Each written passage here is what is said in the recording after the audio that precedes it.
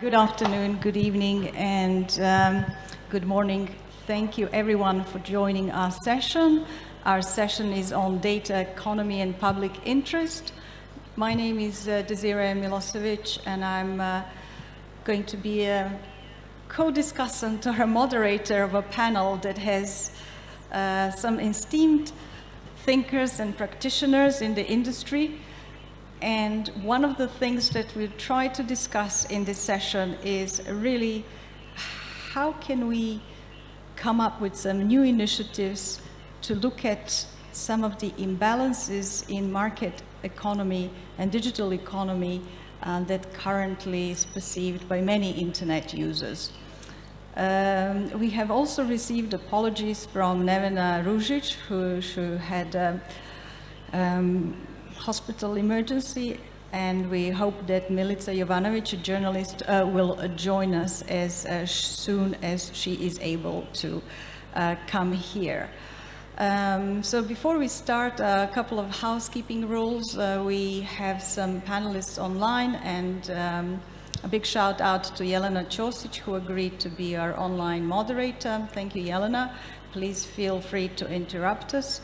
And we'd really like to have this an interactive session, so please feel free to ask any questions, and please feel free to make a comment and speak up. So, as I said earlier, we'd like to present a series of new thinking, and I have a pleasure of introducing Dr. Paul Twomey, a Global Solutions Fellow, who is also an Australian businessman and public policy executive, and who has been doing a lot of thinking about new data economy and public interest and what could be done to try and solve some of the puzzles that exist in this current setup. So Paul, welcome. You're joining us from Australia, so I don't know, it's really late.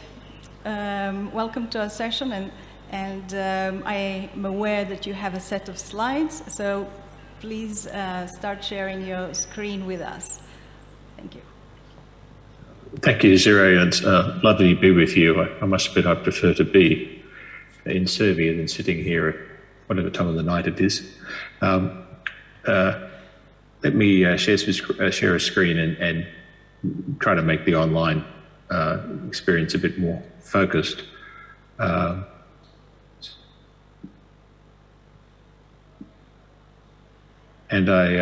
hopefully you can see that now. Yes, we can, and I think people in the room can also see it well.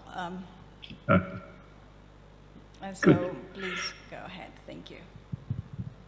So, as Desiree said, this, the discussion's really about this, the current state of the data economy and to what degree does it work in the public interest. And this is an issue that myself and 60 or 70 other people have been thinking about quite a lot in terms of in a new organisation myself and a colleague put together called the Global Initiative for Digital Empowerment, and specifically thought deeply about how do you address the issue of basically surveillance capitalism in the online space. And I thought I'd quickly go through and share some of our observations, and then some initial thoughts, well, more than initial thoughts, some careful thoughts we had what could be an alternative. And I'll go through this somewhat quickly because many people in the room will know these things. But the problem we have is the digital revolution's unleashed huge opportunities, truly amazing opportunities. But part of what's happened is the digital service providers themselves have pursued business models built on really quite massive and mostly surreptitious user surveillance and data aggregation. The market just between the data aggregators and the people who are seeking to influence their users stands at the moment at about $515 billion a year, growing at double digits. And billions of digital consumers whose data is collected in this context are not part of this market. Indeed, we'd argue they're induced into a form of digital husbandry or serfdom through the offer of free services. And this misaligns the situation between basically the user and where the market takes place. And let me talk about this in a bit more detail. If you were to take a pretty basic approach to a market, traditional market economics, then you would say, you know, consumers get products and for which they pay revenues. Pretty straightforward. And in the e-commerce market, the digital service provider then actually has a relationship back with the producers. And this market, the visible trade market, is worth about $4.3 trillion at the moment. So that's a significant global market. But it's related to a second market.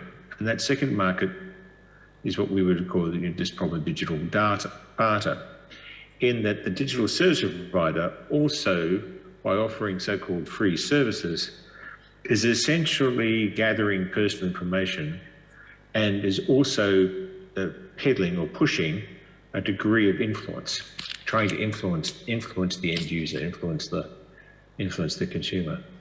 And this is not paid for. This is not where it's not where a situation where the consumer buys it. It's not like normal purchasing in a marketplace. It's a form of where the vast majority of those people whose data is being used have no idea of the amount of data being collected and how it's being used. Instead, it's like almost like treating us all like battery hens. And this is information gathering and it's influence bearing. So the behaviour of the users is trying to be influenced in a way that's not clear to the end user. However, once that information about the user has been collected, on this side you have true markets where the producers and other influencers, advertisers, political parties, foreign intelligence agencies or whatever, pay money to get that information and then send back themselves points of influence. And so we have an interesting market in the world, a global market. Above is visible, below I think is invisible to most of the consumers. And to summarise it, this part of the whole structure operates as a market, but this part doesn't. It's not a market. And so we've got billions of people on the ends of phones, etc., who are sort of supplying, without their understanding, knowledge data through to what is the market on the left-hand side. And I suppose our analysis, when we thought about this carefully, about how do you try to address some of these concerns, comes down to something pretty simple. Just extend the market. What can we do to bring the users, which are, only the drug trade refers to its customers, otherwise refers to its customers as users. And here we've got, this idea of being used, a user on the right-hand side. Why don't we make them consumers? Just make them customers. And bring some way in which we actually operate all the benefits of market dynamics.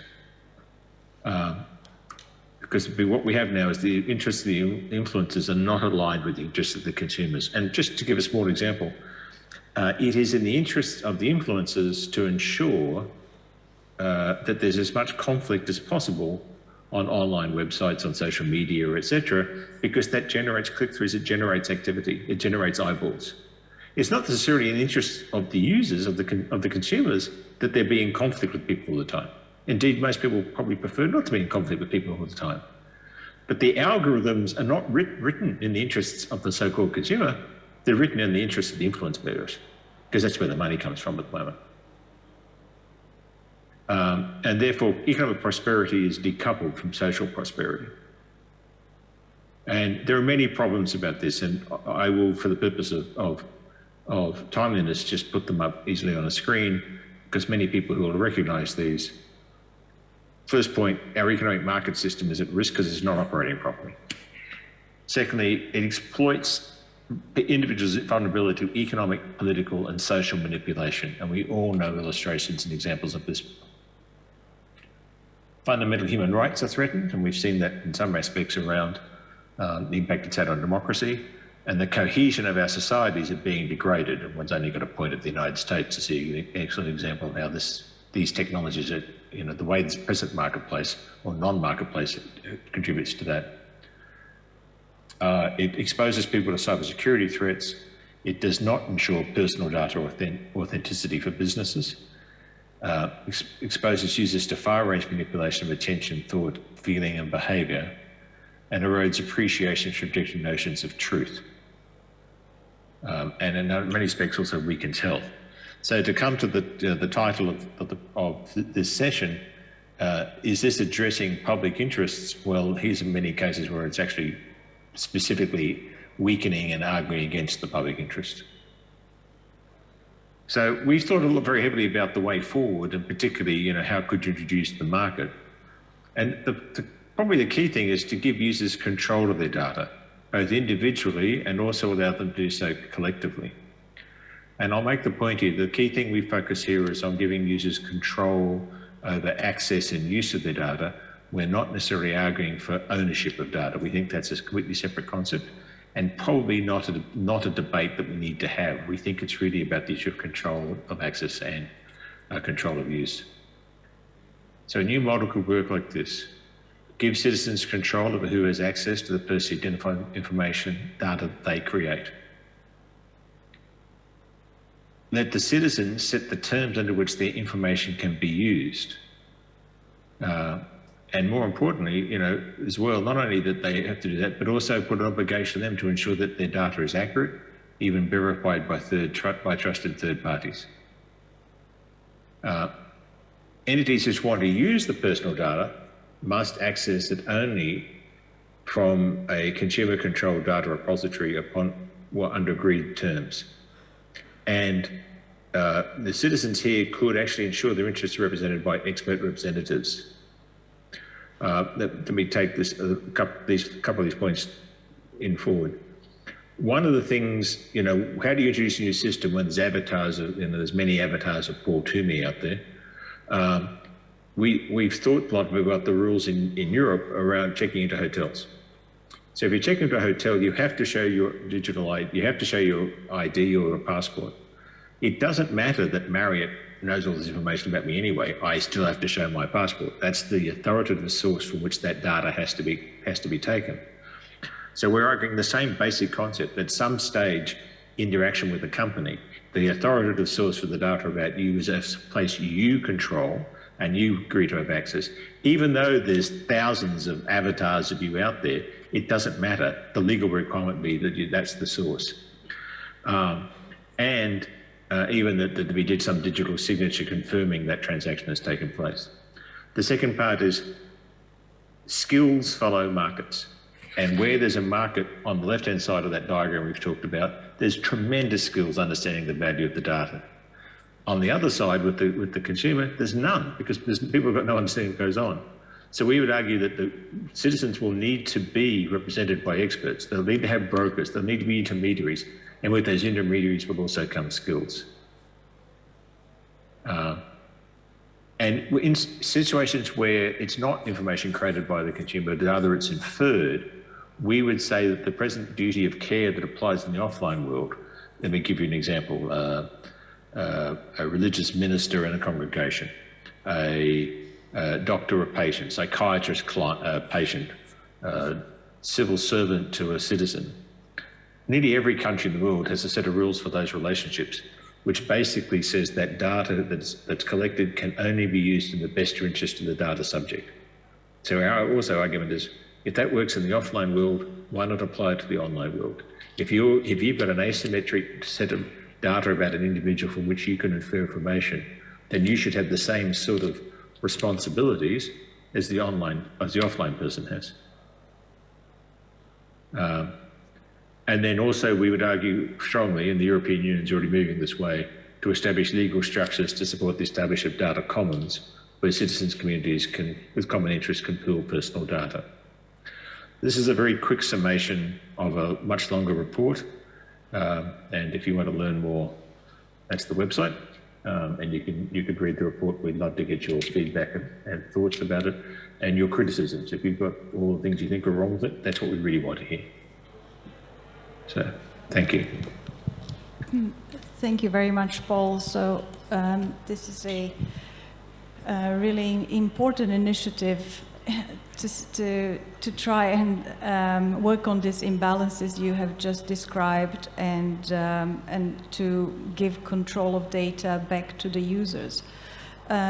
So I wonder if anyone has a question in the audience first for any clarification of what you just presented. I see one person there.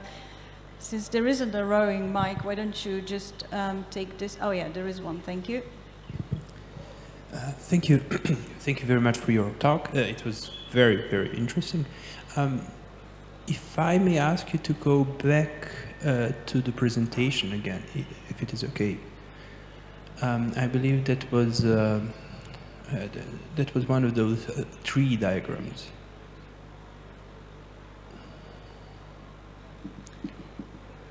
Well, no, before that.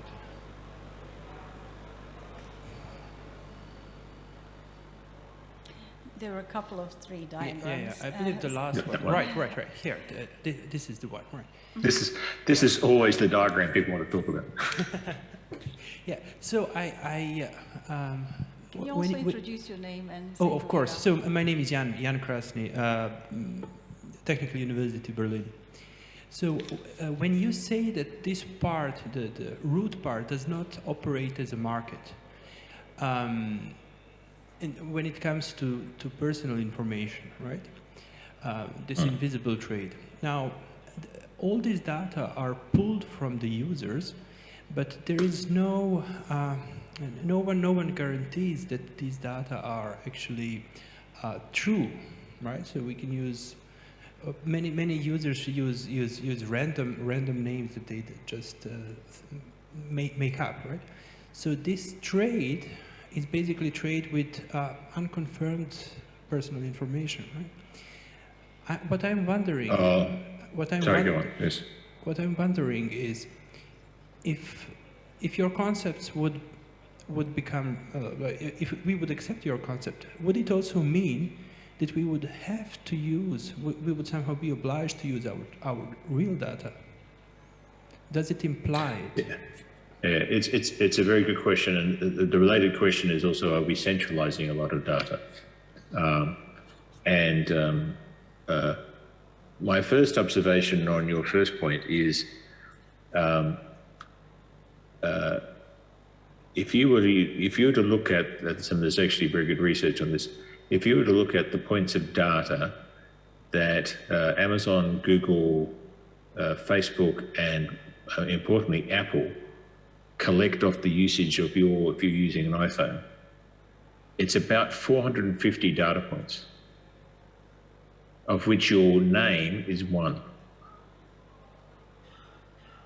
But they're collecting 450 different types of data about you in your usage.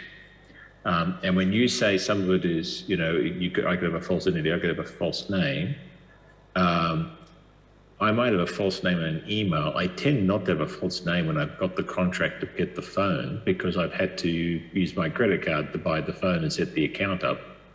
And so it's more likely that the name associated with the phone is actually my name. And then all the geolocation data, the links to the IMEI numbers, the MAC numbers of the computer, etc., are very much identifiers. I take your first point. The reverse part of the question you've asked, and people have asked this before, is basically, how do I ensure anonymity if you need to have anonymity in this system? And I think the point we're trying to say is it's where I can't think of, with the possible exception of Facebook, I can't think of a situation where people, and I'm not a great social media user, I have to first apologize for that, but most of the places where you actually have a customer contractual relationship with a company, the company actually does ask for your details. Even if then, let's take Google, I'd have a contractual relationship.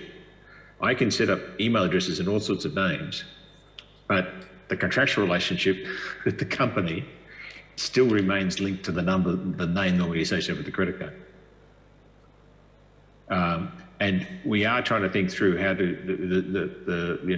how to make certain we can support the circumstances where anonymity may well be important. But the more I think about it, the more we think, that's what's happened in other situations. The point about centralization, where you're putting a lot of data in one place, the experience, part of the reason why we've got more comfortable with that as a proposition is if you actually look what's happened in credit cards, particularly say in the United States with the introduction of the PCI, the market has evolved in such a way that the core data and the transactions are actually done by a handful of companies. And the interface with the customer is done by many, but retailers no longer hold the data. The companies that hold the data have put a lot of resources around security. And so credit card security in the United States has actually improved quite significantly, very significantly, because of this change in industry structure, which a little bit reminds me of the domain name registrar division. So it's not necessarily true that a centralization process, I think, makes things less secure. It could actually make the opposite. But it's an interesting topic to discuss further.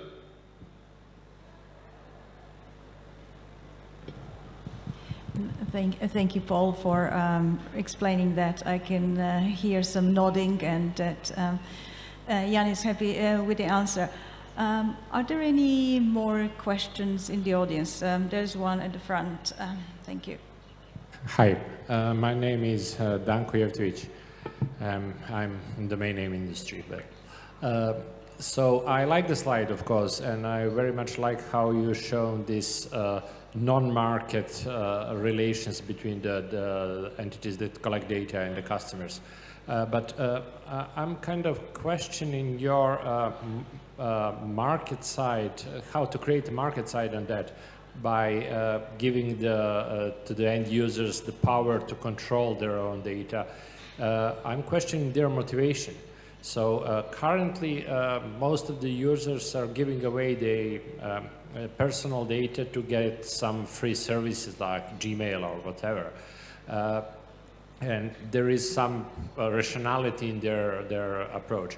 But if you want to liberate them by giving them control of the data, how motivated will they be? I don't see really a market there. So in a way, I don't see them being monetarily incentivized or in any different relations. So I believe this is kind of too gradual or too advanced for normal users, and I'm wondering if the size of such a market will be significant enough to really create a new environment around that. Thank you. Yeah, it's a great question. I've got about 4 different answers.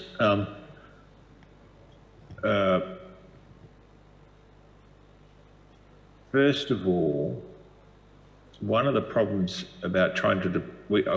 we think about GDPR was an attempt to try to have some control over personal data, but essentially set up a structure which ended up with the individual and very large companies and very large enterprise and very large government. And so it became the only force that could be applied to see whether this was effective was sort of auditing and legal action. And there was no market dynamics that helped reinforce this. The market dynamics that we're hoping to introduce is not just a one-way between data aggregators and individuals. In terms of sort of payments or some sharing of value, it's potentially that it ends up much more interactive between the users and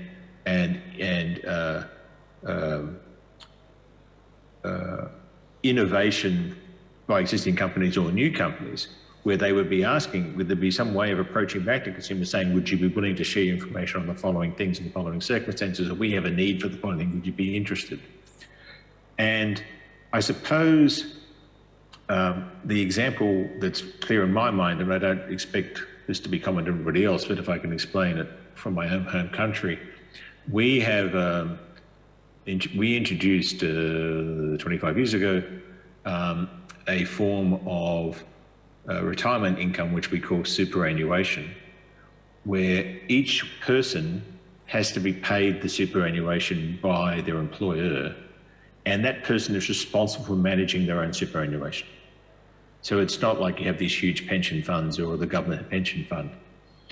And in that market, what's emerged is brokers, advisors, and specialists who've come out, different fund managers saying, I can offer the following things.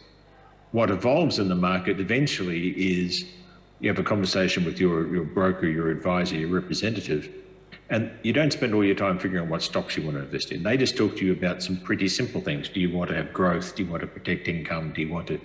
You get a basic sense, and then they look after all that relationship with the complexity of the market. And so we could see this sort of model maturing so that, as you point out, the average individual may find this way too complicated. But if you were to sit to them and say, do you want to share this data? Do you want to be told? Which data would you like to share? Which data would you like opportunities to make money? Would you want value otherwise? Then it'd probably end up with about 10 questions.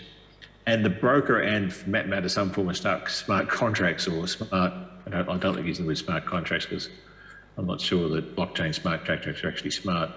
But some sort of algorithm on behalf of the user, which makes the interaction much simpler and faster. And for that matter, cheaper. So that comes to your point about, is there enough money in this market to be shared?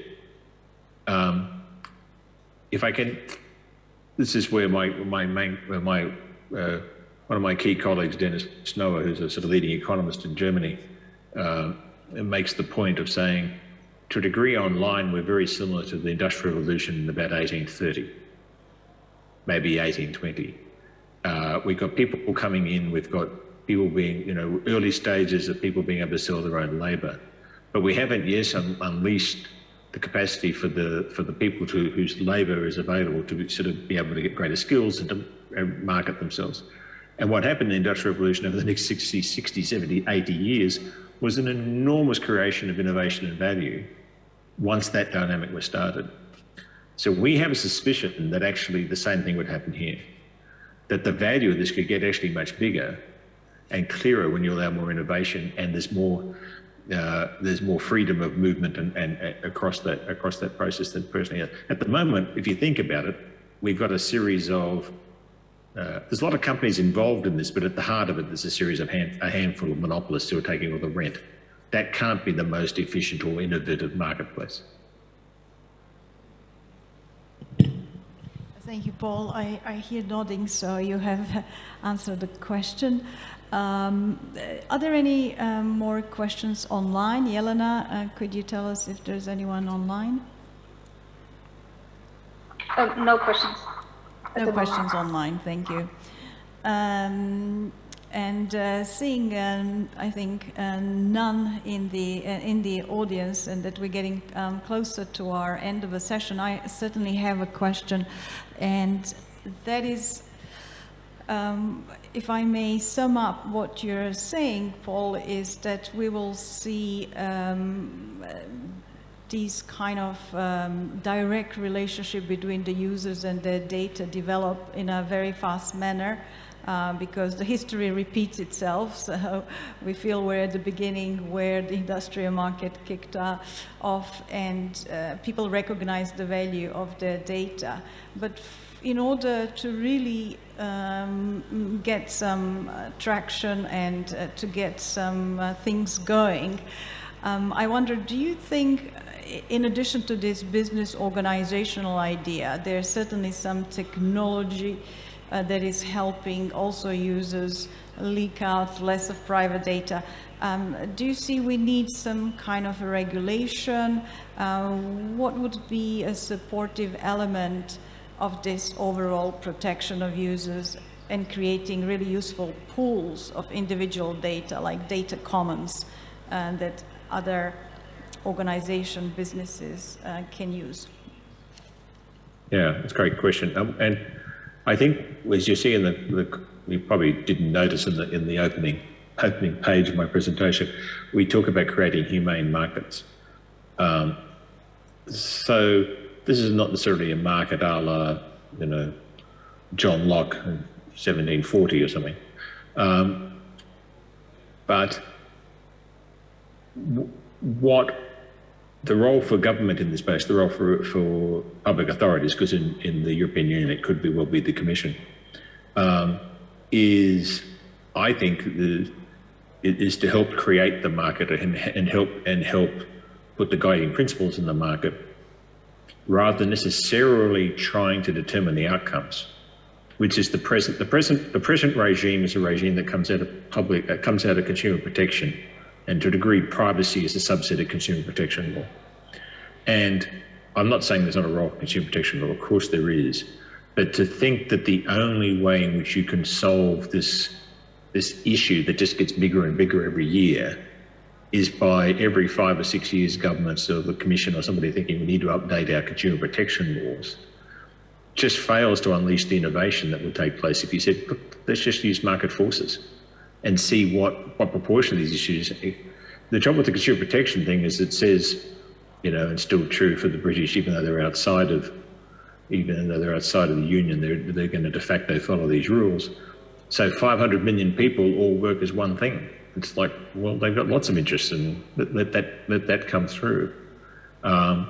So I think having that degree of again, reinforcing a market and that degree of flexibility in the market and helping those skills develop, yes, government has to be involved in doing that. And there's a couple of points in it. One is that point I said, a little bit like the hotel. There's got to be some rules which says only the data that I hold in the data sense, you've got to come and ask me first, and I've got to agree for the purpose. For a certain set of data. And for other data, there's got to be some other rules that apply.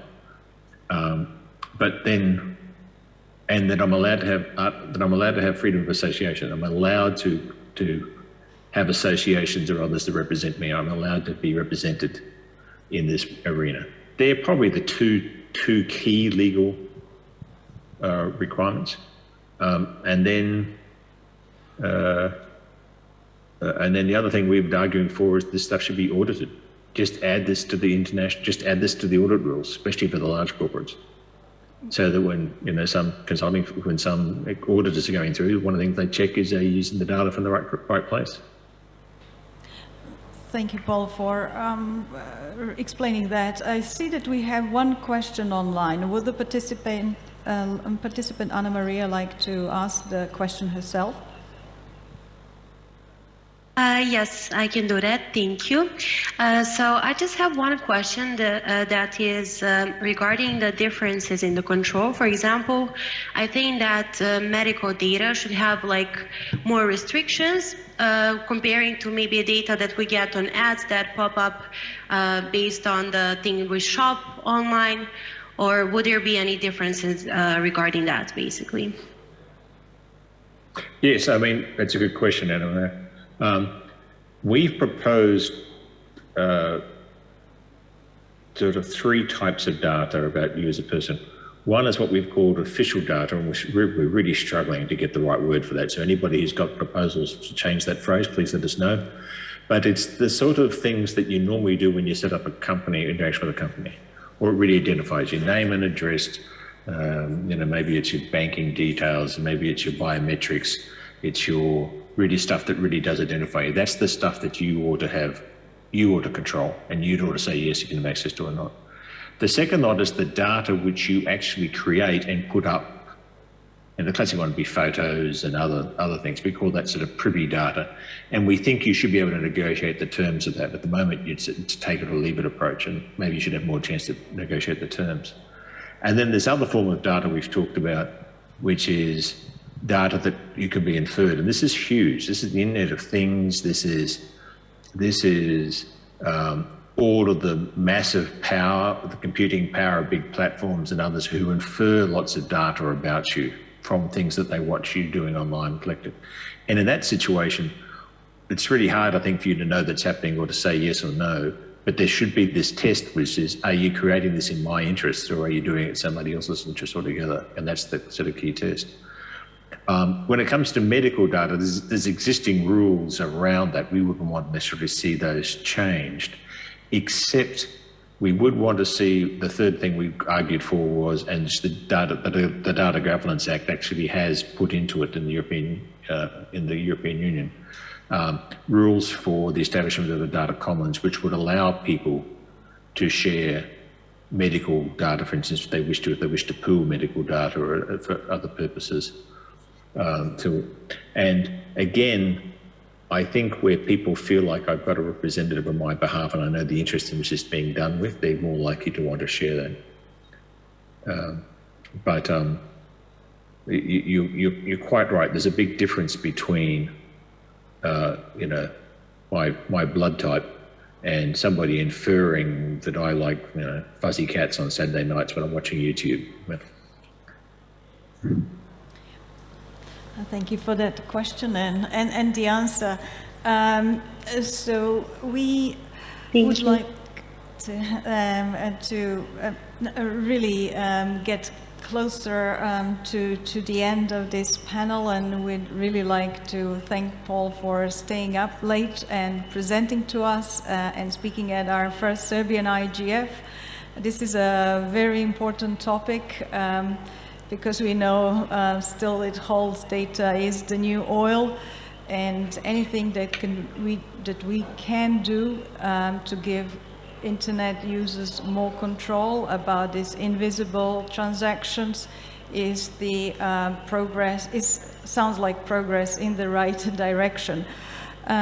So again, a big applause for our presenter, and thank you all for your questions online and here in person.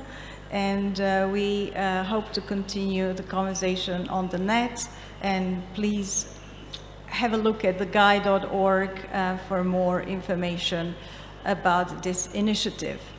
Thank you all. Thanks, Desiree. And can I just also say, anybody who would like to join the team, join us and question us or be part of this ongoing discussion, if you go to the site, you'll have opportunities to let us know. We'd love to see new members. Yeah. That's right. Thank you, Paul, for that invitation. And with that, we'll close our session and move on to the second one. Thank you. See you.